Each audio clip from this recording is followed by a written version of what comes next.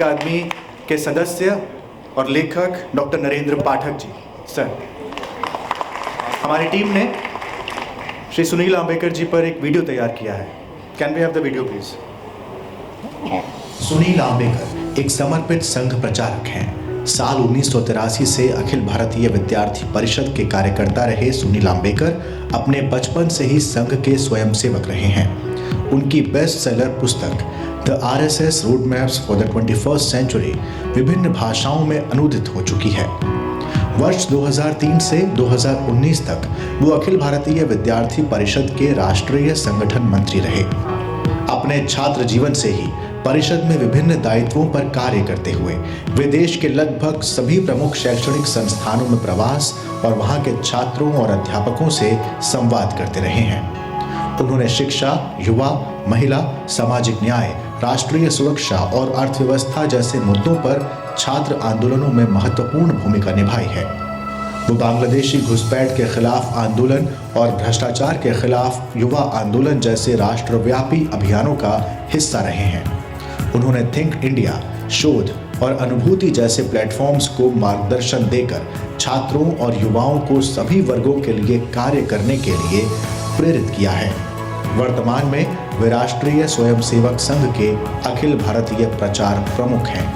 Pune lit fest Shri Sunil Ambekar का अभिनंदन करता है। मैं नेशनल बुक ट्रस्ट के अध्यक्ष प्रोफेसर मिलिंद सुधाकर मराठी जी से अनुरोध करता हूं कि वो मंच पर आएं और हमारे आज के अतिथि लेखक और हमारे आज के अतिथि वक्ता श्री सुनील आंबेकर जी का अभिनंदन करें।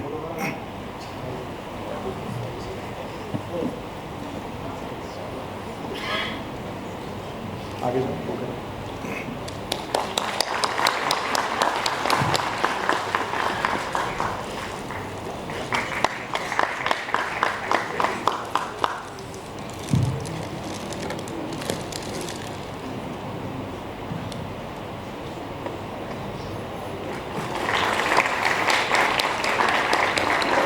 हमारे बीच डॉक्टर नरेंद्र पाठक जी हैं जो इस सत्र का संचालन करेंगे।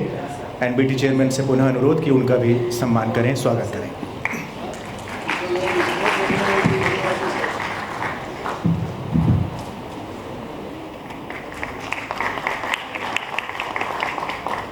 बहुत धन्यवाद सर। नरेंद्र सर, अब मंच और माइक आपका, और ये सत्र का नाम है RSS at 100।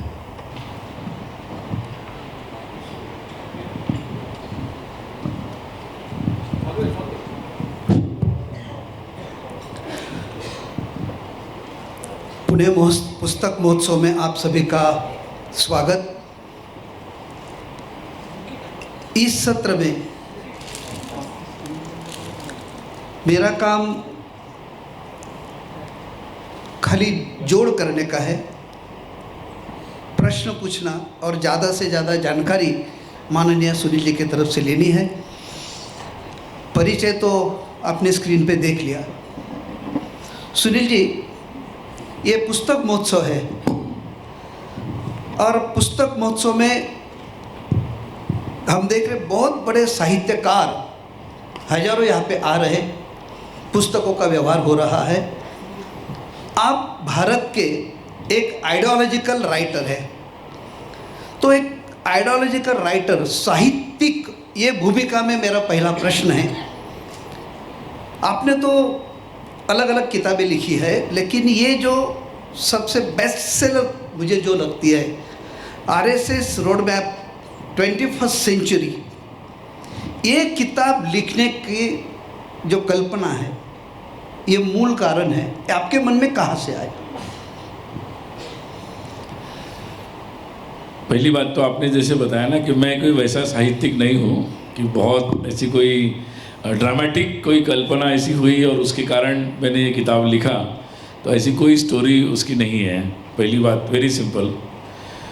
ये एक मतलब वैसे कोई ऐसा लेखक भी नहीं हूँ, लेकिन मैं कई सालों से लगातार मतलब बहुत वर्षों तक समाज में बहुत सारे लोगों के साथ और विशेषकर विद्यार्थियों के साथ यूनिवर्सिटीज़ में, कॉलेजेस में लगातार पिछले लगभग 20-25 वर्षों से घूमता ही आ रहा हूँ और कई लोगों से संवाद लगातार करता आ रहा हूँ। तो उसमें हमेशा प्रश्नोत्तर में जब जिस प्रकार के प्रश्न या इंटरेक्शन में जिस प्रकार के प्रश्न मेरे सामने आते थे, और मैं हर समय एक प्रयास करता था कि एक निराशा से हमारी नई पीढ़ी निकले कि भाई भारत में कुछ नहीं हो सकता, या यहाँ कुछ नहीं बदल सकता, यहाँ के बारे में वो बहुत सारी चीज़ें जानते भी नहीं थे। तो यहाँ बहुत कुछ हो सकता है, यहाँ बहुत कुछ है और आप बहुत कुछ कर सकते हैं। ये जो एक जिसको हम एस्पिरेशनल भारत बोलते हैं कि जो एक विश्वास के साथ और आशा के साथ आगे बढ़ने वाला भारत। तो मुझे उस समय जितने ऐसे ऐसे प्रश्न आए और मुझे समझ में आया कि किस तरीके से ये बात समझाई जा सकती है और समझ सकती है, और वो मैंने ट्रांसफॉर्मेशन देखा। अगर मैं 90 में बात समझा रहा था, फिर 95 में समझा रहा था, फिर 2000 में समझा रहा था, 2005 में, 2010 में, तो हर समय प्रश्न बदलते जा रहे थे और प्रश्नों का क्रम भी बदलता जा रहा था। लग रहा था कि जैसे कोई एक भारत पूरा मैच्योर होता जा रहा है और बात समझती जा रही है। तो बस उसी क्रम में जो संघ की भूमिका थी, इस बात को होने में, ये बात हो, इसके लिए प्रयास करने में संघ की जो भूमिका थी। और एक सपना, बहुत सारे लोग एक ही सपना दिखाते थे कि बहुत सारे पॉलिटिशियंस भी बोलते थे किसी शहर को अच्छा बनाना है तो सिंगापुर बना देंगे, कोई बोलते थे हम शंघाई बना देंगे। तो मुझे लगा कि ऐसे थोड़ी ना कोई भारत का विकास होता है। हमारी अपनी पर्सनैलिटी है, why I should compromise with my personality. तो मेरे देश की एक पर्सनैलिटी है, तो उस पर्सनैलिटी के अनुरूप हमारा विकास होना चाहिए। और let's youth of this country should identify what's their personality. तो ये एक मेरे मन में प्रश्न था, और उसका संघ के साथ जो संबंध है उस सारी एक यात्रा में, तो मुझे लगा कि बस उस बात को ही एक संक्षिप्त रूप में लिख दूं। तो बाकी प्रेरणा तो प्रकाशकों की है। मैंने कहीं इंटरव्यू दिया था, प्रकाशक मेरे पास आए कि ऐसे ऐसे हम लोगों की आइडिया है कि आप लिखें और थोड़ा फॉरवर्ड लुकिंग लिखें। तो मुझे लगा कि जब मैंने चर्चा की तो मुझे लगा कि ओके, इसलिए मैंने फिर लिखने के लिए प्रयास किया। काफ़ी कष्ट करने पड़े क्योंकि आपके जैसा लेखक नहीं हूँ मैं। साहित्यकार की एक व्याख्या अभी 2 मिनट में सुनील जी ने बना दी। जो सर्जनशील क्रिएटिव राइटर है वो कभी भी मैं साहित्यकार हूँ ऐसा कभी बोलता नहीं। सुनील जी की भी वही भूमिका है कि मैं साहित्यकार नहीं, लेकिन उन्होंने गए 50 साल जो चिंतन किया है, प्रवास किया है। विद्यार्थी जब थे तभी से एक छात्र आंदोलन में है, विविध उन्होंने उपक्रम किए, इसके पहले भी किताबें लिखी है। लेकिन मुझे और एक ये किताब से रिलेटेड एक क्वेश्चन है सुनील जी कि संघ की अन्य बहुत प्रकाशन पब्लिकेशन तो है, संघ की बहुत किताबें हैं, वो किताबें और ये RSS road map 21st century, ये किताब में कुछ अलग है। तो क्या अलगपन है, और ये किताब आज की जो युवा पीढ़ी है उसके लिए कितना पथदर्शक बन सकती है? प्रश्न अच्छा है, लेकिन शायद मुझे तो एड्रेस गलत है। इसका उत्तर तो जो पढ़ते हैं दोनों प्रकार की किताबें वो ज़्यादा अच्छे से दे सकते हैं। मैं बस इतना ही कहूँगा कि अब पहली बात ये थी कि पहले पुस्तकें, ये जो विचार है जिसमें राष्ट्र है, जिसमें संस्कृति है, जिसमें अपने देश का धर्म है और आत्मविश्वास है, सबसे बड़ी बात कि दूसरों के भरोसे नहीं, हम अपने भरोसे, अपने परिश्रम से, अपने कर्तृत्व से कुछ चीज़ को बनाएंगे। तो मुझे लगता है कि ये इस प्रकार की सामग्री को बहुत ज़्यादा मार्केट में वैल्यू ज़्यादा नहीं थी, ऐसा लोगों का आकलन था। और विचारों की कुछ अड़चनें भी होगी तो बहुत सारे पब्लिशर्स लेते ही नहीं थे। तो मुझे लगता है कि वातावरण बदलता चला गया है, और इसलिए अब जो बात बोलते ना कि जो बात घर में थी that is now the talk of the town या टॉक ऑफ द कंट्री। और इस कारण से अब ये बात मेन स्ट्रीम हो गई, ऐसा बोल सकते हैं आप। बात वही है, शब्द वगैरह अलग हो सकते हैं, बात वही है। सुनील जी ने अभी एक शब्द वातावरण बदल रहा है ऐसा आपने शब्द प्रयोग किया। 1-2 दिन पहले व्हाट्सएप पे मुझे एक मैसेज आया कि वातावरण किस प्रकार बदल रहा है, इसके जो आंकड़े हैं वो कितने अधिकृत मुझे मालूम नहीं, लेकिन आज संघ जो है, राष्ट्रीय स्वयंसेवक संघ है, ये मुख्य प्रक्रिया में है। और सबसे जब बातें होती है समाज व्यवस्था में, सरकारें में, कहीं भी, तो संघ ये मूल है। तो किसी ने मुझे भेजा है कि संघ का जो व्यापक स्वरूप है, 1 लाख शाखाएं, 15 करोड़ स्वयंसेवक 2 लाख सरस्वती विद्या मंदिर, 5 लाख आचार्य, 1 करोड़ विद्यार्थी, 2 करोड़ भारतीय मजदूर संघ, ऐसी बहुत बढ़िया है। ये तो आंकड़े शायद रोज बदलते कि संघ का काम बहुत विस्तृत हो रहा है, लेकिन संघ डॉक्टर हेडगेवार जी ने जो उस समय कहा था कि होय मी हिंदू आहे आणि भारत हे हिंदू राष्ट्र आहे, तो या हिंदू शब्दाबद्दल, ये हिंदू शब्द के बारे में कुछ लोगों को गलतफहमी है कि संघ हिंदू का काम करता है, हिंदुत्व का काम करता है। तो आप एक तरफ कहते हैं हिंदुत्व और दूसरी तरफ कहते हैं हमको सबको साथ में लेके जाना है, तो ये कॉन्ट्रडिक्टरी लग रहा है। तो एग्जैक्टली हिंदुत्व और संघ को जो हिंदुत्व अपेक्षित है उसकी परिभाषा क्या है? अगर शब्दशः अर्थ लिया जाए, हिंदू या हिंदुत्व का शब्द का अर्थ लिया जाए, तो हिंदुत्व में जो तत्व है, तत्व मतलब कौन सा तत्व है, उसमें कौन से तत्व की ओर वो इंगित करता है, तो वो अगर एक शब्द में बताना है तो वो एकत्व है।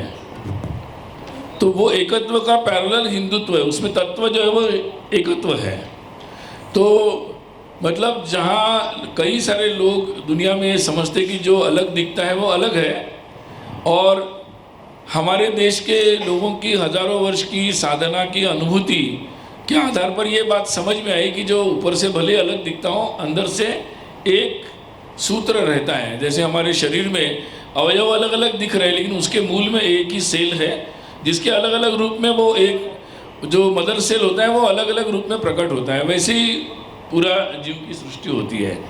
तो यही एक बात सर्वत्र है, ये बात समझ में आई, और मुझे लगता पूरे भारत की जो विचार की धारा है, जिसमें एकत्व की इस सूत्र के आधार पर वो धारा बनी है, और इसलिए इसको फिर आप संस्कृति में प्रकट होती है, हमारे लोक जीवन में, हमारी व्यवस्थाओं में, वर्ल्ड व्यू में, सब जगह प्रकट होती है। और इसीलिए दूसरे को भी अपना ही मानना, या उसके अंदर क्या बोलते हैं, बहुत सारे लोग हैं जो अलग क्या है ढूंढते हैं। आजकल चल रहा है कि इनमें अलग क्या है, उनमें अलग क्या है, यही ढूंढते रहते हैं। That is the western world view. हमारा वर्ल्ड व्यू क्या है कि एक क्या है वो ढूंढते रहना, समानता को ढूंढते रहना और लोगों को जोड़ते रहना, तो वो हिंदुत्व है। और ऐसा मानने वाले लोग हिंदू हैं, और वो लोग यहाँ थे, बड़ी संख्या में थे। कुछ लोग भूल गए, लॉस ऑफ मेमोरी, कुछ लोग भूल गए। तो इसलिए पहला काम, तो जब व्यापक रूप में आप मुझे पूछेंगे, जो इस भूमि में जिनके पूर्वज हजारों साल तक ये प्रैक्टिस करते रहे इस तत्व की, वो सारे हिंदू हैं। अब कुछ लोगों ने अपने पूर्वजों को भुला दिया, अपने पूर्वजों के इस तत्व को भुला दिया, डेलिबरेटली या ज़बरदस्ती हो गया, उनके साथ मेमोरी लॉस हो गया है। तो इसलिए वैसे I am a common student की तरह कुछ लोग होते हैं कि जो पहले हार्ड क्वेश्चन लेते हैं, और कई मेरे जैसे लोग होते हैं जो पहले सिंपल क्वेश्चन लेते हैं। तो संघ ने सिंपल क्वेश्चन लिया पहले कि भाई जैसे स्वयं को हिंदू बोलते हैं, इस तत्व को सब्सक्राइब करते हैं, उनको पहले लिया। इसलिए संघ के संस्थापक ने कहा कि ये हिंदू भूमि है, ये हिंदू राष्ट्र है, और ऐसा बोलने वाले मानने वालों से काम शुरू किया। तो जैसे जैसे विस्तार होते जा रहा है, तो पहले जो स्वयं को हिंदू कहते थे लेकिन ऐसा मानते नहीं थे, उनकी मेमोरी रिकवर हुई, उनको भी लगा कि जय श्री राम ठीक है। मतलब धीरे धीरे ये मेमोरी रिकवरी का जो प्रोजेक्ट है, फिर से पुरानी स्मृतियों को जागृत करना है, वो चल रहा है। जिनका मेमोरी लॉस हो गया उनको भी धीरे धीरे स्मृतियाँ आ जाएगी। अभी मैं विमान से आ रहा था, तो मेरे जिनेवा से दुबई, तो संयोग से मेरे बगल में एक लड़का बैठा था, बीच की सीट खाली थी, लंबी यात्रा थी, तो बातचीत चल रही थी हमारी। उसने कहा मैं हैदराबाद से। मैंने कहा कहाँ से? तो पाकिस्तान के हैदराबाद से। फिर मैंने कहा मेरा भी आजकल हेडक्वार्टर हैदराबाद है, लेकिन इधर वाला हैदराबाद है।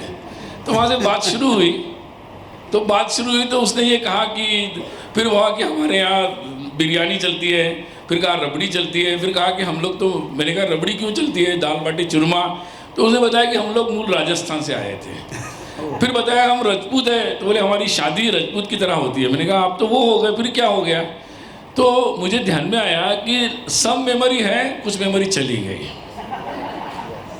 मतलब हाफ मेमोरी लॉस है। तो हमारे देश में भी यही प्रॉब्लम है। तो अगर संघ को सिंपल समझना है तो ये रिकवरिंग द मेमोरी लॉस का ये प्रोजेक्ट है। मतलब तो उसमें क्या करना पड़ता है, एक ही बात को, किसी की स्मृति चली गई तो हम क्या करते हैं उसको कभी कभी लोग बोलते हैं ना, संघ वही बात बार बार क्यों बोलता है। तो तो जिनको स्मृति वापस लाने का काम होता है ना, उनको पूछ लीजिएगा काउंसिलर्स को, वो घर वालों को बोलते बार बार इनको उसी स्कूल को दिखाना, ये तुम्हारे पिताजी, ये तुम्हारे माताजी, तुम्हारी बहन है, 10 बार बोलना पड़ता है कि भाई यही तुम्हारे भाई है, यही तुम्हारे पूर्वज है, यही तुम्हारे दादा है, बार बार बोलना पड़ता है। जब कभी कभी और आशा रखनी पड़ती है कि मेमोरी रिकवर होगी। तो मुझे लगता है कि 100 साल का अनुभव है संघ का कि बहुत लोगों की मेमोरी रिकवर हो गई है और आने वाले समय में बचे लोगों की भी हो जाएगी। सुनील जी, आप मेमोरी रिकवरी की बात कर रहे हैं, संघ का काम तो बहुत बढ़ रहा है और हिंदू विचार, और आपने जो कहा कि जो हिंदू मानते हैं वो हिंदू है, लेकिन आज भारत के नज़दीक जो हमारे दूसरे राष्ट्र है और हमारा जो एक डिस्प्यूटेड पार्ट जिसे हम कहते हैं कि पश्चिम बंगाल में जिस प्रकार की हिंदुओं की हत्या हो रही, अभी बांग्लादेश में, और बांग्लादेश का तो निर्माण हमने एक विचार से किया था, लेकिन वहाँ पे भी हिंदू के ऊपर बहुत संकट आ रहे हैं। तो कुछ देशों में इस प्रकार हिंदुओं की रोज का जो जीवन है वो थोड़ा असुरक्षित होने लगा है। तो संघ पदाधिकारी के नाते आप इसके ऊपर क्या टिप्पणी करेंगे कि उनको कैसे हौसला देंगे, कैसे उनको सुरक्षित रहे? नहीं, अभी तो बांग्लादेश के हिंदुओं से हमें हौसला लेना चाहिए, क्योंकि विपरीत से विपरीत परिस्थिति में निराश होकर भागने की जगह उन्होंने आवाज़ उठाई है, वो खड़े हो गए और उन्होंने हम सब लोगों को प्रेरित किया है कि, और उन्होंने इतने सालों में इतनी विपरीत परिस्थिति में अपने धर्म, संस्कृति और उस बात को बना के रखा है, और संकट आने पर वो इस बार खड़े भी हो गए हैं, आवाज़ उठाई उन्होंने। मुझे लगता है उन्होंने दुनिया भर के हिंदुओं को, भारत के हिंदुओं को, सबको बहुत बड़ी प्रेरणा दी है। मैं उनको सैल्यूट करता हूँ, प्रणाम करता हूँ। रही दूसरी बात, निश्चित रूप से वो सारे लोग हमारे अपने हैं और उनका दुख हमारा दुख है, और उनका दुख दूर होने के लिए ये बात बहुत ज़रूरी है, क्योंकि वो सॉवरेन एक अलग दूसरा देश है और निश्चित रूप से उसके एक अंतर्राष्ट्रीय राजनीति के अंतर्गत जो भी उस पर दबाव बनेंगे, उसके लिए मुझे लगता है वो सरकारों का काम है। और भारत में इस संदर्भ में हम ये कर सकते हैं कि हम इस बात से दुखी हैं और हम उन पीड़ितों के साथ हैं। ये बात हमें केवल मन में नहीं रखना है, जितनी बड़ी मात्रा में हो सके एक्सप्रेस करें, व्यक्त करें, जिस भी माध्यम से कर सकते हैं। जितना व्यक्त करेंगे उतना दबाव उन सरकारों पर भी आएगा, दुनिया के उन देशों पर भी आएगा जो उनको मदद कर रहे हैं कट्टरपंथियों को, उन पर भी आएगा, और निश्चित रूप से इसका परिणाम होगा। जब ये ऐसा हुआ था तब 71 में पाकिस्तान का विभाजन होकर बांग्लादेश बन गया, तो उस समय भी वो कट्टरवादी शक्तियाँ वहाँ थी। तो हमें वो सोचना चाहिए कि 15 साल तक, पिछले 15 साल तक वो कट्टर शक्तियाँ दब कर रही है, यानी ये पॉसिबल है। ठीक है, एक्सीडेंट हो गया, कहीं ना कहीं दबाव कम हो गया और वो फिर से आ गए हैं, तो ये बात बहुत दूर की नहीं है कि फिर से वो शक्तियाँ कमज़ोर होगी और जो अच्छी शक्तियाँ हैं वो फिर से प्रबल हो जाएगी। समय की बात है। हमारा कर्तव्य सबका ये है कि हम किस साइड में हैं, ये बात एक्सप्रेस करना बहुत ज़रूरी है। इसका मतलब एक है तो सेफ है। मुझे उतने नारे वगैरह ज़्यादा पता नहीं है। सुनील जी, आप पूरे विश्व में प्रवास करते हैं, अन्य देशों में प्रवास करते हैं, और संघ का जो काम है वो बाकी देशों में भी बढ़ रहा है। तो संघ का जिस प्रकार भारत में व्यापक स्वरूप दिख रहा है, अन्य क्षेत्र में, सभी क्षेत्र में प्रभाव दिख रहा है, उसी प्रकार बाकी देश के बाहर जो देश है, हमारे अन्य राष्ट्र जो है, वहाँ पे संघ का काम और संघ का प्रभाव उसी पाश्चिमात्य देश रहेंगे, ईस्ट कंट्रीज रहेंगे, तो वहाँ पे किस प्रकार संघ का काम हो रहा है और प्रभाव बढ़ रहा है? पहली बात तो राष्ट्रीय स्वयंसेवक संघ ये भारत की वर्तमान राजनीतिक सीमा जो है उस सीमा के अंदर ही काम करता है। उसका कार्य क्षेत्र ये है जो आज का भारत है। तो ये बात स्पष्ट हो जाए कि संघ इस सीमा के बाहर राष्ट्रीय स्वयंसेवक संघ कार्य नहीं करता है। दूसरी बात, संघ के दुनिया भर में हिंदू रहते हैं, दुनिया भर में भारत से गए हुए हिंदू भी रहते हैं और जो बरसों से वहीं रह रहे हैं वो लोग भी रहते हैं। निश्चित रूप से भारत के बाहर जो जाते हैं, क्योंकि जो संघ की वैल्यूज़ है कि आप एक अच्छे व्यक्ति बनो, सच्चरित्र बनो, और केवल अपने लिए स्वार्थ का विचार मत करो, समाज की दूसरों की चिंता करो, उनके लिए साथ भी रहो। तो ऐसा अच्छा व्यक्ति तो मुझे लगता है पूरी दुनिया को चाहिए, सबको चाहिए, हर घर में चाहिए। और इसी बात को लेकर अपने दुनिया भर में गए जो हिंदूज़ हैं, उनमें कुछ स्वयंसेवक भी यहाँ से गए हैं, वो सब लोग निश्चित रूप से भारत के राष्ट्रीय स्वयंसेवक संघ से प्रेरित होते हैं और प्रेरित होकर वहाँ भी वो अपने अलग अलग संगठन समुदाय चलाते हैं। बहुत सारे लोग हिंदू स्वयंसेवक संघ नाम से भी संगठन वहाँ चलाते हैं। वो 5 साल में एक बार भारत में, क्योंकि भारत उनके लिए श्रद्धा का स्थान है, 5 साल में एक बार भारत में शिविर भी करते हैं। दुनिया भर से लोग आते हैं हिंदू स्वयंसेवक संघ के।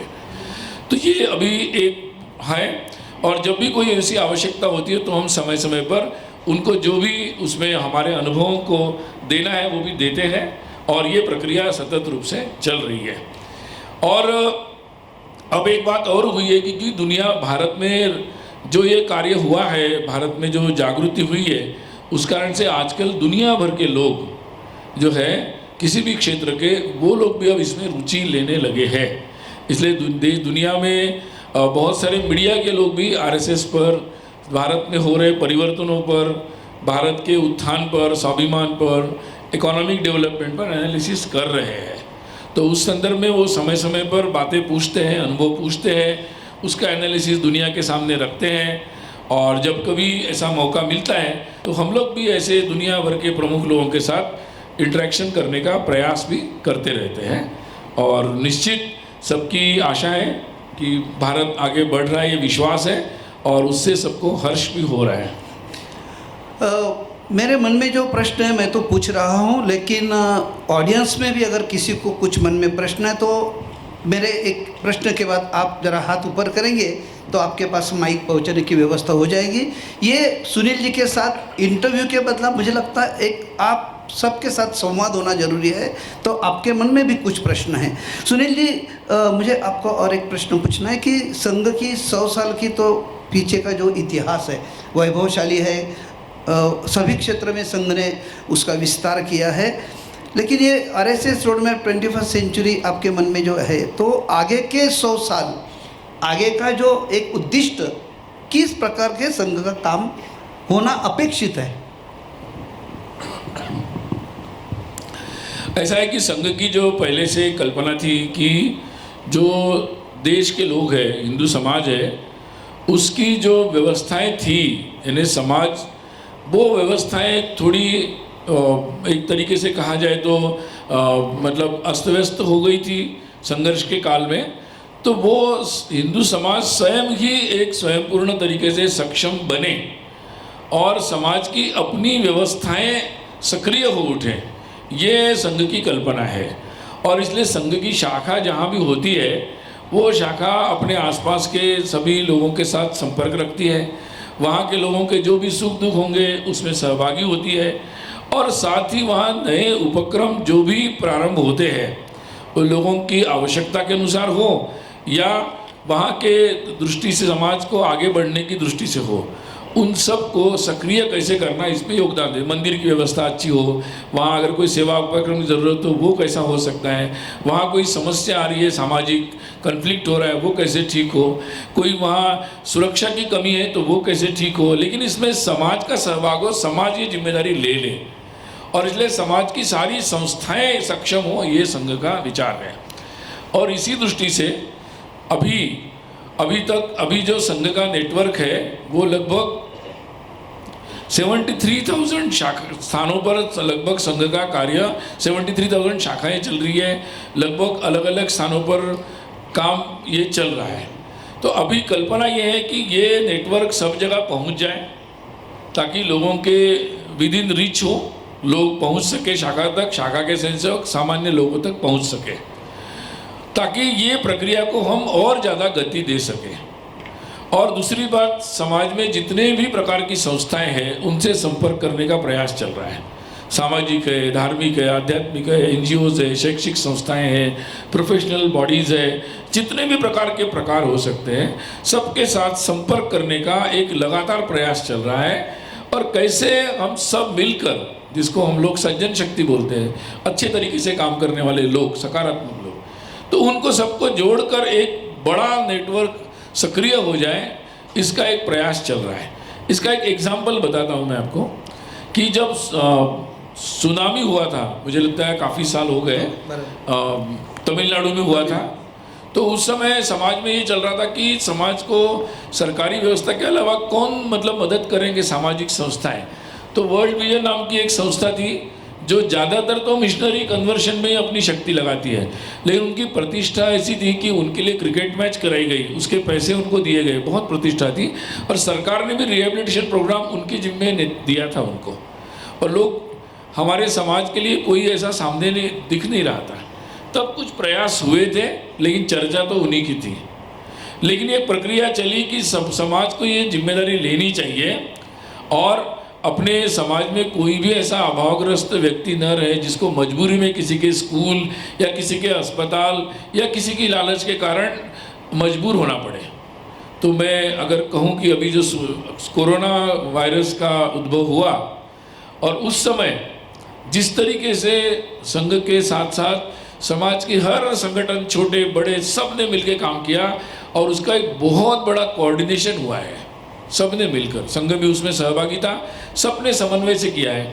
और एक बात हुई कि इस समय वर्ल्ड विजन या ऐसे लोगों के कार्य के किसी को स्मरण भी नहीं हुआ, चर्चा भी नहीं हुई।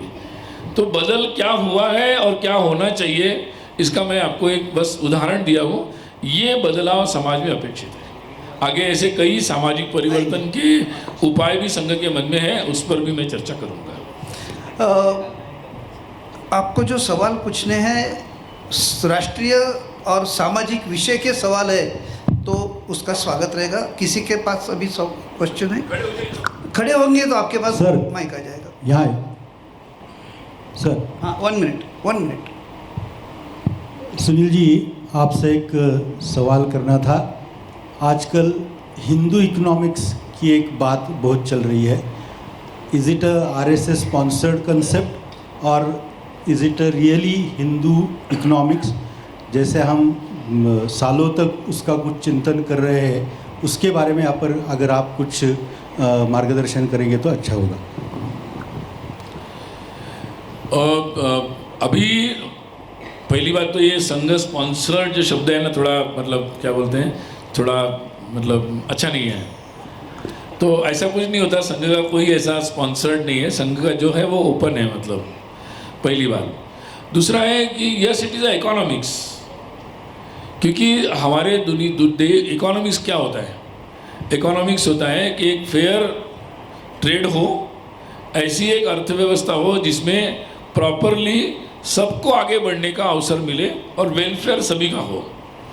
लेकिन दुनिया में इसके प्रयोग बहुत चले और जिस प्रयोगों में बहुत सारी डिस्पैरिटीज़, बहुत सारा अंतर समाज में आया, जिसके कन्फ्लिक्ट्स आज भी हम लोग झेल रहे हैं, और जिसने बहुत सारी ऐसी व्यवस्थाएं बनाई हैं जिसमें बहुत सारा अंतर हो रहा है मतलब। और लेकिन हिंदू का जो चिंतन था, जिस पर डॉक्टर MG बोकारे ने जो किताब लिखी हिंदू इकोनॉमिक्स, मैं जिस यूनिवर्सिटी में था उसके वाइस चांसलर थे वो, और इसलिए बहुत अच्छे से जानता हूँ। तो हिंदू इकोनॉमिक्स कोई और चीज़ नहीं है, जो प्रिंसिपल्स है इकोनॉमिक्स के, उसके बारे में उन्होंने बहुत विस्तार से वर्णन किया है। आज ये प्रिंसिपल्स दुनिया में भी लेने लायक है। अगर एक बात उसमें से बताऊं, जैसे रामायण में हमें उल्लेख किया जाता है कि भाई टैक्स कैसे होना चाहिए, तो वो कहते हैं कि टैक्स ऐसे होना चाहिए कि जैसे बादल बनते हैं और पानी ऊपर नीचे से ऊपर जाता है तो किसी को पता नहीं लगता कब गया, लेकिन जब बादल बरसते हैं तो सबके जगह खुशहाली आ जाती है। लेकिन जनरली होता क्या है, आजकल की नई व्यवस्था में टैक्स कब जा रहा है बहुत बार पता लगता है। आप लोगों को ज़्यादा है, मैं तो देता नहीं टैक्स, आप लोगों को तो पता लगता होगा। लेकिन वेलफेयर जब आता है आजकल थोड़ा पता लग रहा है, लेकिन बहुत साल ऐसे गए कि वेलफेयर कहाँ आया पता नहीं लग रहा था। तो वास्तव में अब ये प्रिंसिपल है। अब ये प्रिंसिपल आज के समय में कैसे लागू करना, डिसेंट आज जैसे होता है कि इकोनॉमी, अगर जितनी बड़ी इंडस्ट्री बनेगी नौकरों की संख्या बढ़ेगी, जितनी छोटी इंडस्ट्री होगी मालिकों की संख्या बढ़ेगी। Very simple basic Hindu principle. तो हम मालिकों की संख्या बढ़ाना चाहते हैं, इसलिए हमारा इकोनॉमिक्स है कि डिसेंट्रलाइज प्रोडक्शन हो और ऐसी टेक्नोलॉजी आए। आज में चाहिए वो टेक्नोलॉजी जो उसी क्वालिटी से छोटे छोटे हमारे जिला में भी वो वैसा ही प्रोडक्शन में कर सकूँ। और अननेसेसरी जो पूरा मूवमेंट होता रहता है गुड्स का, इधर से उधर, तो वो हम भी टाल सके तो पोल्यूशन भी कम होगा, तेल का कंजम्पशन भी कम होगा, पूरी इकोनॉमी चेंज होगी। दूसरा एक प्रिंसिपल है कि मार्केट और टेक्नोलॉजी दोनों मिलकर हमारा कल्चर तय करेंगे, हमें कैसे जीना है। पिछले 400-500 वर्षों में वही हुआ है, पिछले हज़ारों वर्ष तक ऐसा नहीं हुआ था। हम जैसा जीना चाहते थे वैसी टेक्नोलॉजी हम बनाते थे और आगे बढ़ते थे, दैट वाज अवर स्टाइल। लेकिन पिछले 5-6 वर्षों में हम नहीं रहे तो क्या हुआ कि नई जो आदमी के दिमाग में तो बहुत चलता है ना, दिमाग तो कई तरह से चलता है, तो बहुत सारी टेक्नोलॉजीज आई जिसने हमें वेलफेयर तो दिया, हमारे जीवन में बहुत शांति और सुख भी लाया, बहुत हम आगे बढ़े। लेकिन उस टेक्नोलॉजी में हमने अपने कल्चर से भी कॉम्प्रोमाइज़ किया, हमने नहीं, दुनिया भर के लोगों ने किया, और उसके कारण प्रॉब्लम हुए हमें फैमिलीज़ में, रिश्तों में, पोल्यूशन, हवा, पानी, बहुत सारे प्रॉब्लम्स हुए। तो आने वाले नए जनरेशन में क्या होगा भारत का इकोनॉमिक्स, कि हम अपने कैसे जीना है, जो हम इकोनॉमिक मतलब नेचर फ्रेंडली होगा, सबके वेलफेयर के लिए अच्छा होगा, वो हम ऐसा जीना चाहते हैं। वैसा जीने के लिए हमारे दिमाग पे हमारा कॉन्फिडेंस होना चाहिए कि हम नई टेक्नोलॉजी लाएंगे, उसके अनुसार लाएंगे। So technology and market will not decide our culture will decide the future market and technology. ये मुझे लगता है कि भारत को ये काम करना है अभी, दैट इज़ हमारा रोल वो है। और पहले हम नहीं कर सकते 500-700 साल, क्योंकि हम उस स्थिति में नहीं थे। आज हम उस स्थिति में पहुंच रहे हैं, अगले 50 साल 100 साल हम ये डिसाइड कर सकते हैं कि पूरी दुनिया का इकोनॉमी का स्टाइल कैसा हो अगले 1000 वर्ष तक का। तो उस दृष्टि से मुझे लगता है सोचना चाहिए, संघ ऐसा सोचता है, और मुझे लगता है संघ ही नहीं, देश में बहुत सारे राष्ट्रीय विचार से ओतप्रोत लोग, बहुत लोग ऐसा सोच रहे हैं। तो वही है, अब आप नाम देना नहीं देना आप देख लो। ये बाजू अब मराठीत बोलते। हाँ बोलो। तर तुम्ही माईक जरा जवळ घ्या. मध्ये सरसंघचालक मोहन भागवत म्हणाले की आपल्याला 3 मुलं व्हायला पाहिजेत टू मेंटेन दॅट बॅलन्स. तर मला विचारायचं आहे की over a period of time I am a victim of that radicalization, की आम्हाला असं वाटायचं की नाही एक मूल असेल आणि दुसरं मूल झालं तर आम्ही म्हणायचो की नाही, आम्ही दुसऱ्याकडे कमी नजरेने बघायचो. तर हे जे radicalization over a period of time हिंदूंचं झालेलं आहे, तर ते 3 मुलं होईपर्यंत, म्हणजे 3 मुलांपर्यंत येईपर्यंत how do we plan to address this issue. म्हणजे मुलींना 3 मुलं होणं इज ओके हा विचार त्यांच्या मनात आणायला काय करायला पाहिजे.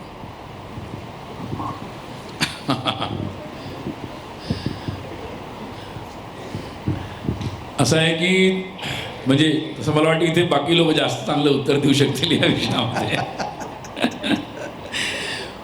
पण तरी मला जे लक्षात आलं तेवढं मी सांगतो. असं आहे की म्हणजे हा काही आकड्यांचा खेळ नाही आहे किंवा 3 मुलं व्हावे का 2 व्हावे का 4 व्हावे, हा त्या परिवारांनी ठरवण्यातला विषय आहे. परंतु ते ठरवताना त्यांनी कोणत्या गोष्टी विचारात घेतल्या पाहिजे हा नक्की महत्त्वाचा विचार आहे. निर्णय हा त्या परिवाराचा आहे, त्यांची परिस्थिती, त्यांची आवश्यक कशी आहे त्याच्यावर सगळं निर्भर आहे. परंतु देशाची आवश्यकता काय आहे आणि परिस्थिती कशी आहे ही मात्र त्यांनी नक्कीच काही करताना, निर्णय करताना ध्यानात ठेवली पाहिजे. तर हा जो विचार आहे, त्यामुळे महत्त्वाचे प्रश्न काय आहेत की आता आपण शहरी जीवनात आलो, शहरी जीवनामधले नवीन प्रश्न उत्पन्न झाले आहे आणि त्यामुळं पण बरेच प्रश्न त्यामुळे पण उत्पन्न झालेले आहे. पण जगातली परिस्थिती कशी आहे तर जगामध्ये अनेक देश असे आहेत, अनेक ठिकाणी की ज्या ठिकाणी जनसंख्येचं असंतुलन झालं, पॉप्युलेशन बदललं, पूर्ण देशाचं चरित्रच बदललं आहे. आता तुम्ही लेबनॉन घ्या, म्हणजे बघता बघता तुमच्या डोळ्यासमोर पूर्ण पलटणीच झाली. म्हणून ते म्हणतात ना, रोम युनान मिश्र गया. तर हे गणित आहेच, म्हणजे महत्त्वाचं गणित आहे आणि त्यामुळं त्यावर आपल्याला लक्ष द्यावंच लागेल. अदरवाईज याबद्दल आज जे प्रश्न 47मध्ये उत्पन्न झाले आपल्यासमोर किंवा बांगलादेशमध्ये दिसतात आहे आपल्याला, हे सगळे प्रश्न त्याचे पण आहेत आणि हे पण समजणं आवश्यक आहे. त्यामुळे या गोष्टी लक्षात ठेवून कशी बांधणी करायची, कसा समाज आणायचा, हा सगळा आपल्याला प्रश्न आहे. आपल्याला पॉप्युलेशन किती असावं, नियंत्रण असावं, आपल्याजवळ किती क्षमता आहे, हे पण विषय आहेत विचारांचे. पण त्याच्या सगळ्यात महत्त्वाचा विषय पॉलिटिकल पण आहे. आपल्या देशामध्ये डेमोग्राफिक चेंज हा स्वातंत्र्य मिळालं, स्वातंत्र्यापूर्वी तर झालंच, परंतु स्वातंत्र्य मिळाल्यानंतर पहिला कायदा आला म्हणजे अनेक गोष्टींनी आणि धोरणांनी पण परिणाम केला आहे त्याच्यावर. म्हणजे कोणी किती लग्न करावे हा त्या समाजाने, ह्या सामाजिक पद्धती असतात ज्यामध्ये बदलाव करायचे असतात, कधी कधी ते कायद्याने पण करावं लागतात. परंतु इम्बॅलन्स ज्याला म्हणतात, जनसंख्येचं असंतुलन करण्याच्या दृष्टीने बरेच कामं झाले. म्हणजे पहिलंच स्वातंत्र्य झाल्यानंतर कोड बिल आलं आणि पहिला नियम झाला की बा आपल्या देशामध्ये ही जी प्रथा आहे जास्त लग्न करण्याची, त्यावर एका समाजामध्ये बंदी आणण्यात आली आणि पनिशेबल ऑफेन्स ठरला किंवा तुम्ही एक पेक्षा जास्त लग्न केलं तर it will be a punishable offence, शिक्षा होऊ शकते. आणि दुसऱ्या लोकांना ही सूट दिली गेली की तुम्ही 4 पण केले तरी पण तुमचा कायदा आहे. आता हे पण लोकांना माहीत नाही की ही सगळ्या मुसलमानांची पद्धत नव्हती, it was a Sunni practice. परंतु ती एका अर्थाने सगळ्यांना एक्सटेंड करून देण्यात आली. म्हणजे एका अर्थाने सरकारी निर्णयाने तुम्ही इम्बॅलन्स करता, प्रोत्साहित करताय लोकांना. तर अशा बऱ्याच गोष्टी पण समजून घेण्याची गरज आहे की आपण कोणत्या गोष्टी आपल्या डोळ्या देखत झाल्या आहे. म्हणजे याची तुम्हाला एक लांबलचक लिस्ट मी देऊ शकतो की स्वातंत्र्यानंतरच्या 75 वर्षामध्ये अशा कुठल्या घटना झाल्या ज्यांनी हे पॉप्युलेशन बॅलन्स आपल्या देशामध्ये झालेलं आहे. त्यामुळे त्याच्यावर हाच एक उपाय नाही आहे, कायद्याचे पण उपाय आहेत, सामाजिक धोरणांचे पण उपाय आहेत, आपल्या देशात शिक्षण वाढवण्याचे पण उपाय आहेत. आणि निश्चित रूपाने आज जो दुनियेमधलं सगळं कॅल्क्युलेशन आहे त्यामध्ये त्याचा संतुलन त्याचे लक्षात घेऊन सगळ्यांनी, आता आपला भारत म्हणजे शिकलेला भारत आहे, त्यामुळं सगळ्यांनी या सगळ्या विचारात घेऊन त्याबद्दल विचार केला पाहिजे. बाकी दुसरा विषय आहे की आपल्या देशामध्ये दुसरा विषय कुटुंबांचा आहे. म्हणजे नाजूक विषय आहे पण तरी त्यावर बोलायला हरकत नाही या ठिकाणी की प्रत्येक कुटुंबामध्ये प्रश्न येतो आहे की बा मुलांना सांभाळेल कोण, त्यांची व्यवस्था कशी होईल, महिलांना वर्किंगमध्ये जायचं आहे तर मग त्याची व्यवस्था कशी होईल. तेव्हा पुढल्या काळामध्ये आता वर्क टू होम आलं आहे तेव्हा मी सजेशन दिलं लोकांना, अनेक लोकांना, की तुम्ही महिलांना जसं डिलिव्हरी लीव देता 3 महिने आता 6 महिने, तसं त्या सगळ्या काळामध्ये वर्क फ्रॉम होमची पण काही एक सिस्टीम जर आणली, जोडली तर या सगळ्यांचे पण काही परिणाम होतील या सगळ्या विषयांवर. म्हणजे जसं 6 महिने लीव आहे, 2 वर्ष वर्क फ्रॉम होम पण आहे. आणि करिअर ब्रेक झाल्यानंतर परत त्याच लेवलला किंवा त्याच्या अपग्रेडेशनमध्ये करिअरमध्ये प्री एंट्री, जसं आता एज्युकेशनमध्ये केलं आहे, नवीन एज्युकेशन पॉलिसीमध्ये मल्टिपल एंट्री केलेली आहे. तुम्ही कुठल्या स्टेजला परत शिकायला येऊ शकता, या ठिकाणचं क्रेडिट घेऊन त्या ठिकाणी PhD करायला जाऊ शकता. तसं करिअरमध्ये सुद्धा जर ही सुविधा पुढल्या काळात आणल्या गेली तर त्याचासुद्धा परिणाम, कारण ते सगळं सुरक्षिततेचं आपल्या आधुनिक काळामध्ये ती जेवढी जेवढी व्यवस्था बनत जाईल, मला असं वाटते त्याचा पण एक परिणाम या सगळ्या पद्धतींवर आणि आपल्या मानसिकतेवर होत जाईल. बाकी मला असं वाटतं की यावर एवढं मी बोलणं पर्याप्त आहे. हॅलो, इकडे कोणीतरी हात वर केला. सुनीलजी नमस्कार. हां, इकडे बोला तुम्ही. नमस्कार सुनीलजी. माझा प्रश्न मी असा आता आहे, संक्षिप्त उत्तर देतो म्हणजे जास्त लोकांना प्रश्न विचारता येईल. माझा प्रश्न असा आहे की आपण संघाच्या प्रार्थनेमध्ये म्हणतो कि संघ के प्रार्थना में हम सब कहते हैं कि परम वैभवन ने तुम्हें तत् स्वराष्ट्र, कि राष्ट्र को परम वैभव तक लेके जाना है. तो वो परम वैभव का अर्थ क्या है और अभी उस परम वैभव में हम कहाँ तक पहुँचे हैं संघ के 100 साल बाद? परम वैभव क्या है, शाखा में समझाया होगा ना आपको. शाखा में तो समझ आता है पर वो अलग अलग ठीक है बस.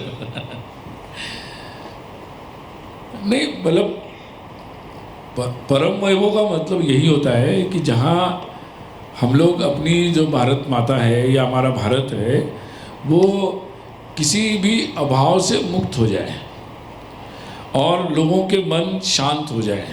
मतलब जो अशांति है अभाव के कारण, अभाव भोजन का है, अभाव रहने का है, भौतिक बातों का है, अभाव अवसरों का है, एस्पिरेशंस का है, अभाव प्रेम का है, एक परस्पर संबंधों का है, तो बहुत सारे अभाव है.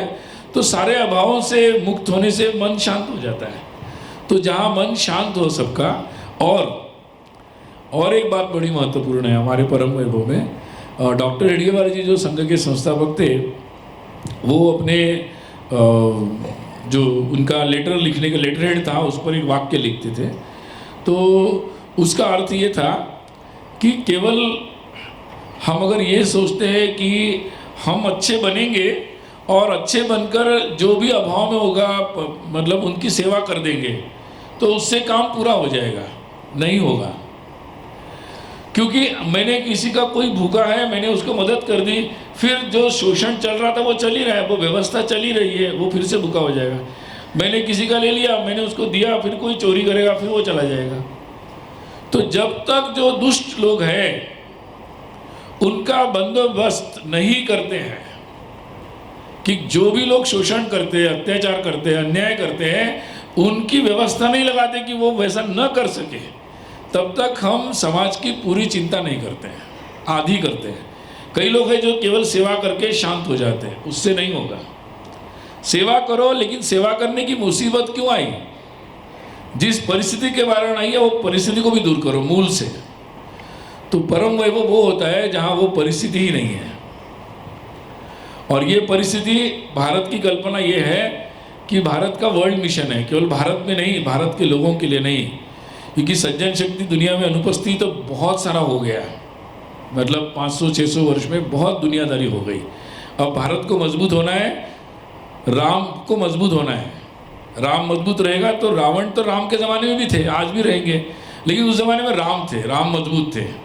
अभी राम थोड़े कमज़ोर हो गए थे, इसलिए समस्या आ गई 500-600 वर्ष में। तो भारत राम है, मतलब वो मजबूत होगा तो दुनिया भी बढ़िया से चलेगी।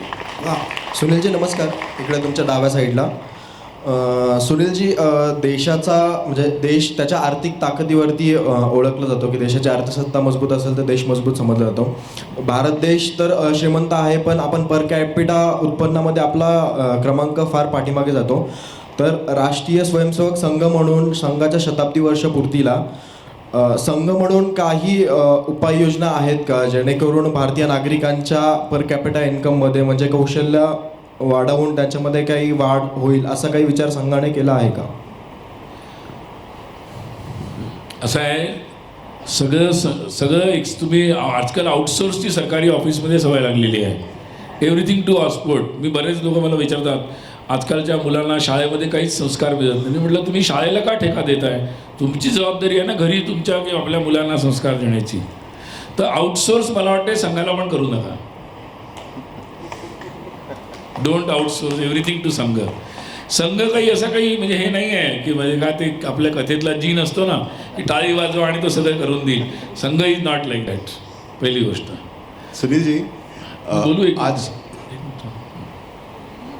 त्यामुळे संघ तसं काही करणार नाही। संघाचं काम आहे की हा आपलं एक उत्तम व्यक्ती घडवणं, ज्याला राष्ट्राचं आणि जगात चाललेलं जिओ पॉलिटिक्स समजणं, आपल्या लोकांचं हित समजणं आणि त्याकरता सक्रिय होण्याची शक्ती, बुद्धी आणि मानसिकता देणं आणि अशी लोकं तयार करणं, त्या लोकांनी समाजातल्या कशा लोकांना जोडायचं त्याचं कर्तृत्व त्यांना देणं, मला वाटतं हे संघाचं काम आहे आणि ते सुरू आहे। त्यातले असा विचार घेऊन बरेच लोक आर्थिक क्षेत्रामध्ये काम करतात आहे, राजकीय क्षेत्रात काम करतात आहे आणि त्या लोकांनी यामध्ये बराच पुढाकार घेतलेला आहे आणि बऱ्याच गोष्टी त्यामध्ये चाललेल्या आहेत। आणि मला असं वाटतं की या दृष्टीने संपूर्ण समाजामध्ये याबद्दल कसा पुढाकार घेतला जाईल त्या दृष्टीने प्रयत्न आहे।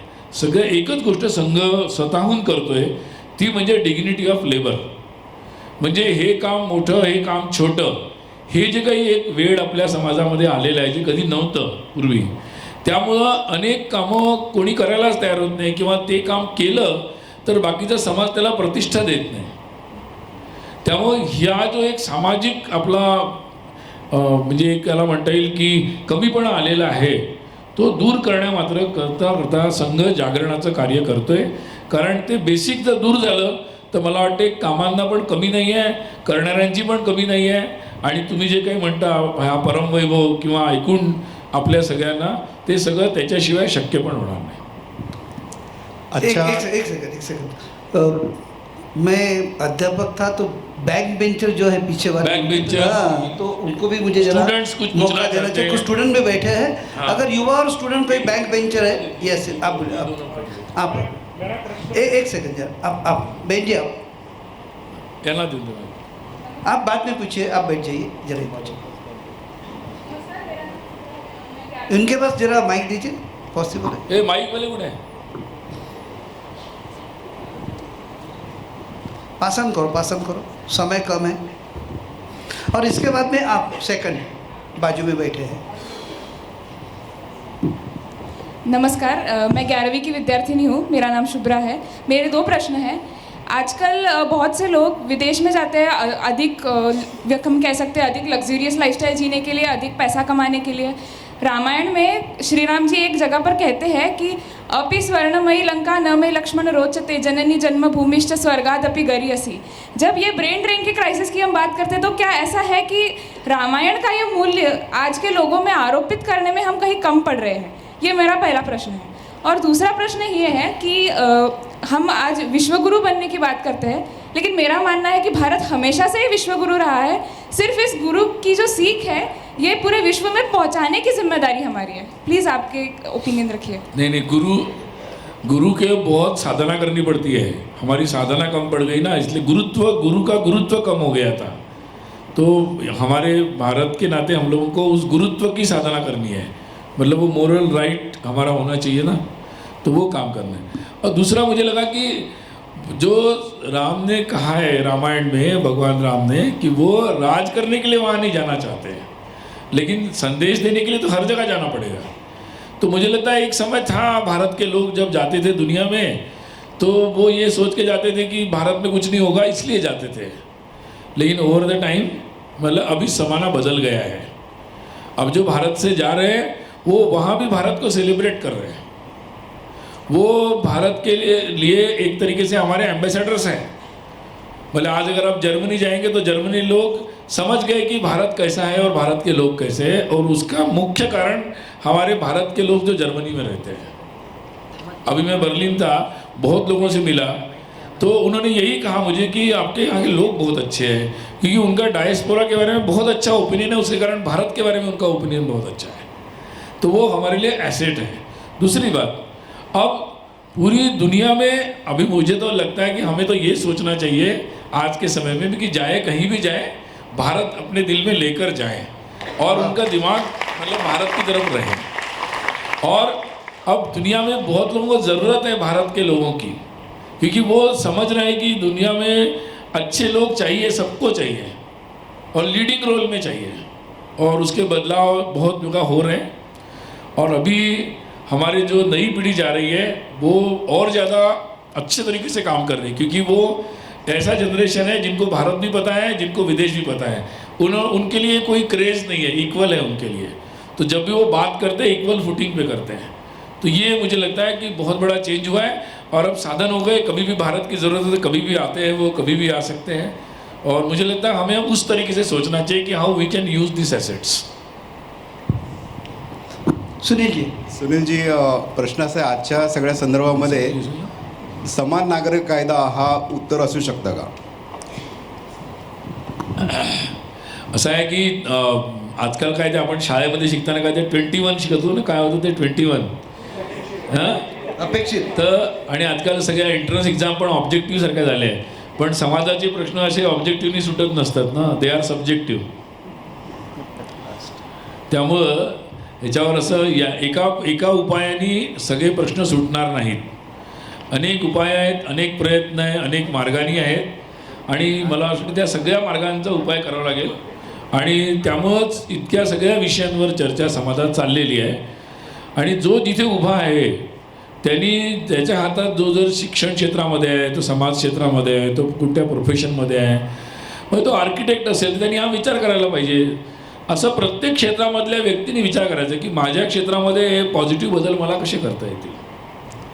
आता टाउन प्लॅनिंग होत आहे, आर्किटेक्ट होतात, आता घर असं बनव ना बाबा जे इन्व्हायरमेंटल फ्रेंडली असेल, ज्यामध्ये म्हणजे आता त्या लोकांनी घरं बनवले, त्यांना पक्की घरं अशी पाहिजे होती की ज्यामध्ये थंडी हवा येणार नाही, हवाच येणार नाही, म्हणजे थंडीचा त्रासच होणार नाही.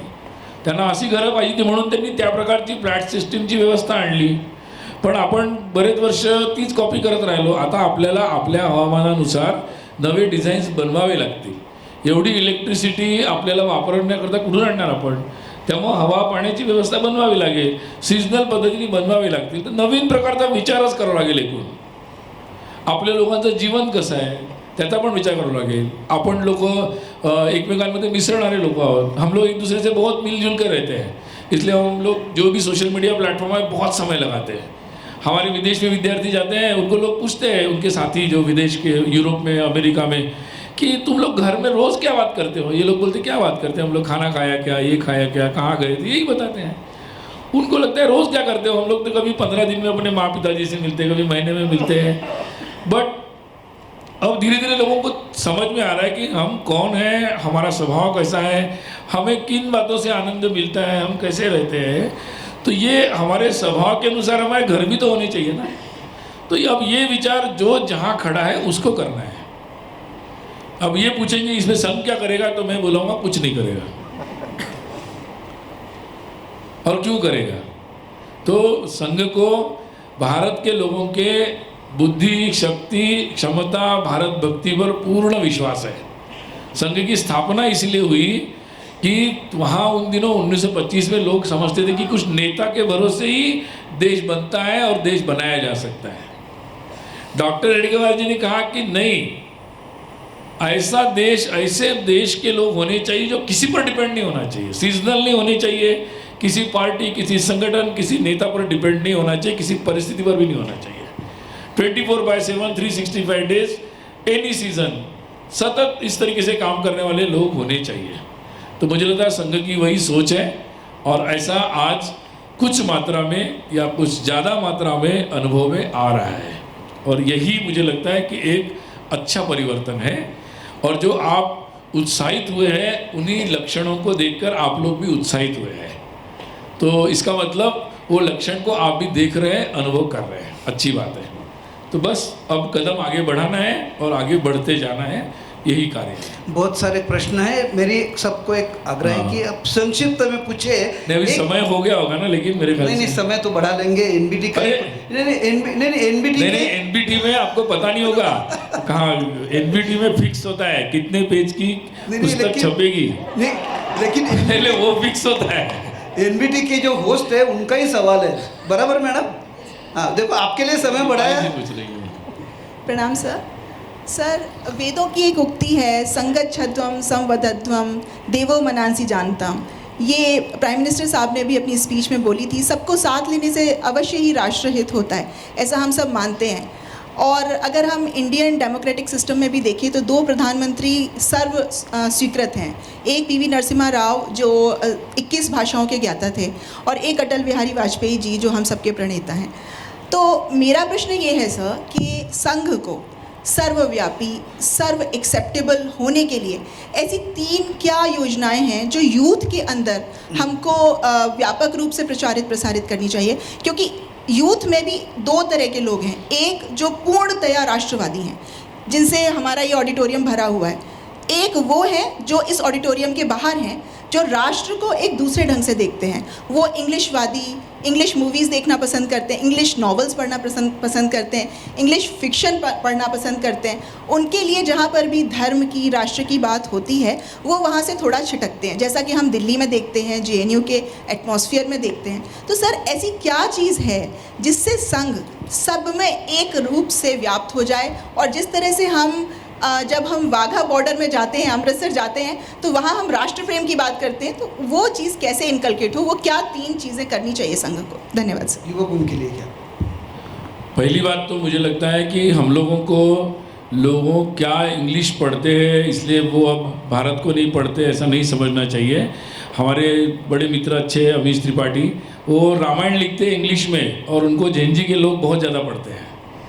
और इंग्लिश में पढ़ते हैं, रामायण को पढ़ते हैं, बहुत ज़्यादा बिकती है ऐसी किताबें. और मैं देख रहा हूँ कि ऐसी किताबें ऑडियो में, वीडियो में, टेक्स्ट में बहुत लोग पढ़ते हैं. तो एक तो ये बात समझना बिल्कुल गलत होगा, ऐसा मुझे लगता है. दूसरी बात, दुनिया में एक होता है दौर, कोई पहले टर्न ले लेता है, कोई थोड़ा आगे 10 किलोमीटर जाके यू टर्न लेके फिर आता है, तो दैट इज़ नेचुरल ना। हर एक का कभी कभी हम एक्सपर्ट ड्राइवर का भी टर्न कट हो छूट जाता है तो हम आगे निकल जाते हैं, फिर आगे एक बार निकल गए तो यू टर्न में तो टाइम लगता है ना। आजकल तो हाईवेज बन गए, 10-10 किलोमीटर जाना पड़ता है, तो कोई चिंता नहीं है। लेकिन वो यू टर्न वो जा रहे हैं आगे, लेकिन वो भी यू टर्न लेने के लिए जा रहे हैं। एक बार क्या हुआ था, मैं ऐसी पुरानी याद है मुझे ऐसे ही आप लोगों ने जैसे बताया वैसे ही चर्चा हो रही थी। सारे इंटरनेशनल स्टूडेंट्स थे, भारत में पढ़ने वाले और बहुत सारे मतलब इस तरीके के स्टूडेंट्स थे।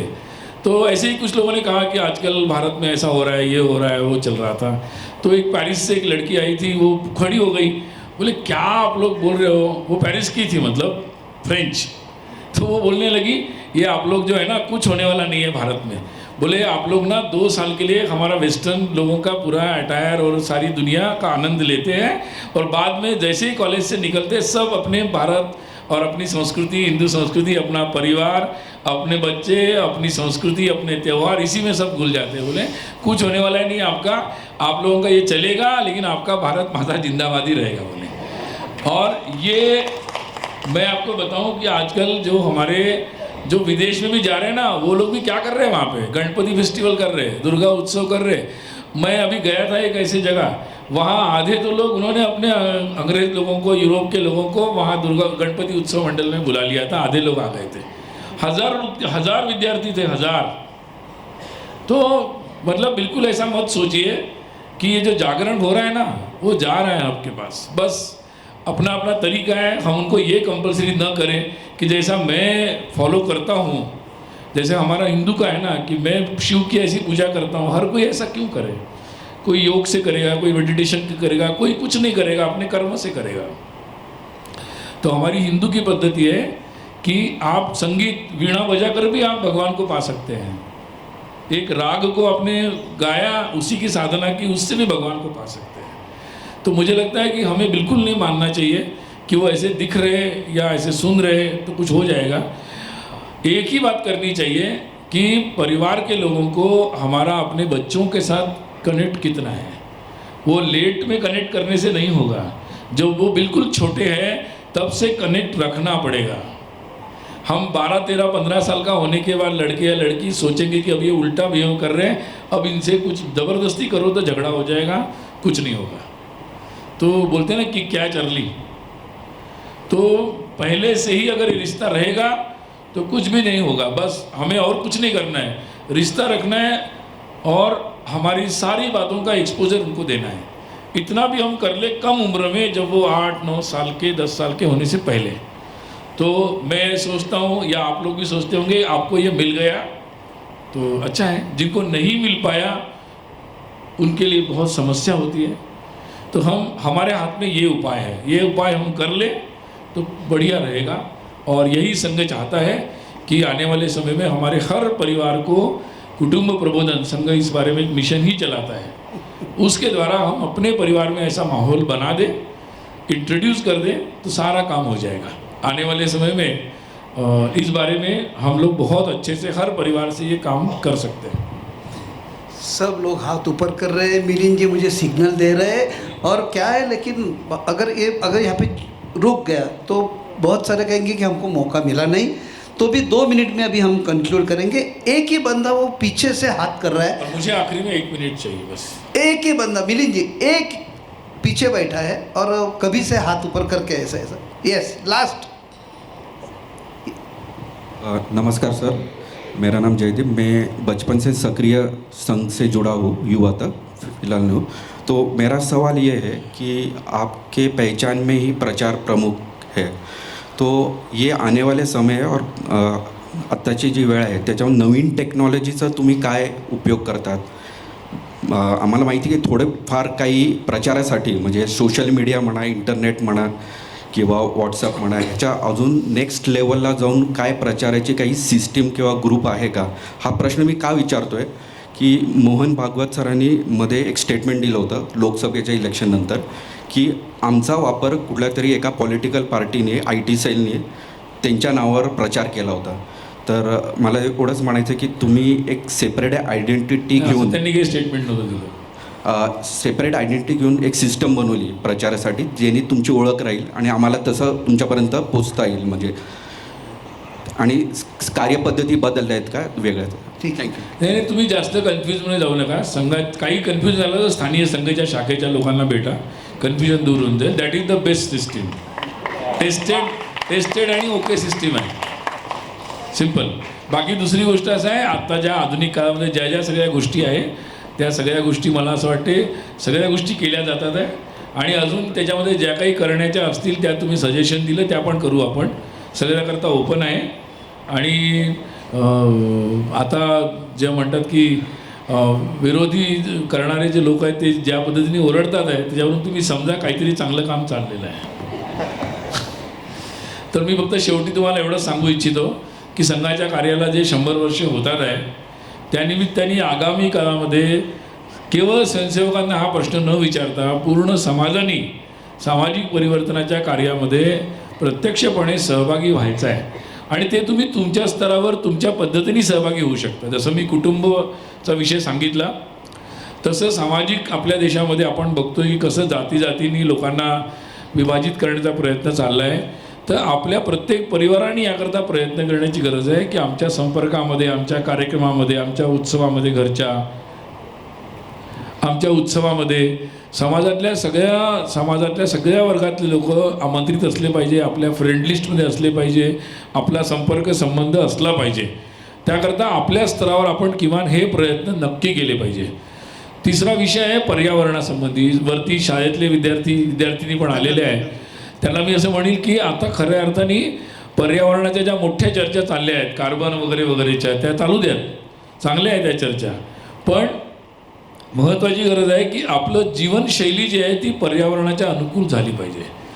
आपण जर मार्केटमध्ये आपण डिमांडच तशा बनवल्या तर मग मार्केट पण तसं होईल. नाही तर मग मार्केटनुसार आपण आपल्या डिमांड बदलत गेलो तर पर्यावरणाची अशी तशीच होईल. तेव्हा आपल्याला पर्यावरणाच्या अनुकूल जगायचं आहे आणि हे ठरलं तर मार्केटसुद्धा त्यानुसार बनेल, त्यानुसार उत्पादनं बनतील, तर बराच प्रश्न सुटेल. त्यामुळे आपली जीवनशैली.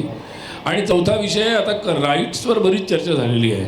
तर नागरिक कर्तव्य म्हणून जे आहे आपले फक्त सिग्नल नाही आहे, ते रोजची कामं आहेत. म्हणजे अगदी अडचणीत असलेल्या माणसांना मदत करणं, चांगला नागरिक म्हणून देशाच्या सुरक्षेकडे लक्ष देणं, देशात कोणी अपघात झाला त्याला मदत करणं, अशी बरीच नागरिक कर्तव्य आहे. तेव्हा नागरिक कर्तव्याकडे आपल्या सगळ्यांचं लक्ष असणं आणि आपल्या देशामध्ये आपल्याला आता स्व जागवायचं आहे. तेव्हा आपली स्वभाषा, स्वभूषा, स्वदेशी यावर भर द्यायचा आहे. तेव्हा आपल्या सगळ्यांना ही मनस्थिती बनवली पाहिजे की आपल्या भाषेमध्ये पण आपण शिक्षण घेऊन पुढे जाऊ शकतो. आपल्या UGCचे चेअरमन आहे जगदीश कुमार, त्यांनी 12वीपर्यंत, ते IITचे प्रोफेसर आहे, UGCचे चेअरमन आहे, त्यांनी 12वीपर्यंत तेलुगू भाषेमध्ये शिक्षण घेतलं. IITला आल्यानंतरच इंग्लिश मिडियममध्ये गेले. तर अशी खूप माणसं आहेत. आपले APJ अब्दुल कलाम होतेच. तर असं खूप आहे. त्यामुळे हे जे काही वेळ आहे यातून बाहेर निघण्याची गरज आहे. आणि किमान आता नवीन जे पिढी आहेत त्यांनी ठरवलं पाहिजे हे की आम्ही, आणि नंतर तुम्ही 10 भाषा शिकू शकता. तेव्हा या अर्थाने एक प्रखर, बुद्धिमान, तेजस्वी अशी नवीन पिढी आपल्याकडे येते आहे. त्यांच्याकडे AI पण आहे, ट्रान्सलेशनच्या नवीन व्यवस्था आहेत. त्यामुळं जग खूप मोकळं आहे आपल्याकरता आणि उघडं आहे एकदम. त्यामुळे त्यावर आता आपल्याला पुढे जायचं आहे. आणि पुढे जाताना आपली जीवनमूल्य, आपली संस्कृती, आपल्या वागण्याची पद्धती याकडे सातत्याने लक्ष द्यायचं आहे. कारण ती भारताची पुंजी आहे, तोच भारत आहे म्हणजे खरा. त्यामुळे या दृष्टीने हे सगळे प्रयत्न पुढे जावे याकरताच संघाच्या सगळ्या कार्यकर्त्यांचा, स्वयंसेवकांचा खटाटोप आहे. आणि समाजाच्या सगळ्या लोकांनी ते कार्य आपल्या डोक्यावर घेतलं आहे आणि त्या कार्याला पुढे घेऊन जाण्याकरता सगळे लोक उत्साहाने पुढे जातात आहे. हाच मला असते सगळ्यात मोठा भारतात झालेला. तुम्ही समारोपाकडे जाताय. हां हो, पण अडचण अशी आहे, नाही तुम्ही समारोपाकडे जात आहे, पण NBTच्या अध्यक्षांनी मला सिग्नल दिला नाही, थोडंसं जरा सगळ्यांच्या प्रश्नांचा सहानुभूतीपूर्वक विचार करा. शेवटचा प्रश्न, एकदम शेवटचा प्रश्न, पण थोडक्यात, म्हणजे प्रश्न पण थोडक्यात, म्हणजे बाकीच्यांना समजेल.